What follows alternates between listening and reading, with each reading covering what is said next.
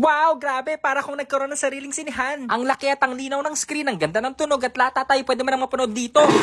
Ito na nga mga kamag-anak ang pinakabagong Aeroc Made Projector. At alam nyo ba na Netflix certified na rin siya? Marami kadaling mga apps na pwedeng pagpanooran dito. So tara, i-unbox na natin. Napaka-aesthetic ng itsura niya, portable, kaya madaling bitbitin. Sa likod naman yung mga connection, pwede mo ring i-mount sa tripod at Dolby Audio speaker na rin. Plug and play na nga rin ito at meron na rin siyang smart remote. So tara mga kamag-anak, i-set up na natin. Let's go! Patayin na natin yung ilaw. Sa first setup, mag-automatic focus na nga ito at tuturuan kanya kung paano i-connect yung remote dun sa smart projector. At ito na nga, ang laki mo kung na-maximize namin yung 200 inch. Grabe mga kamag-anak, super linaw kaya super enjoy din kami sa panonood. Maliwanag at kitang-kita mo na nga lahat kasi may 4,000 lumens na. Kaya naman, super sharp at rich na mga colors. The best talaga.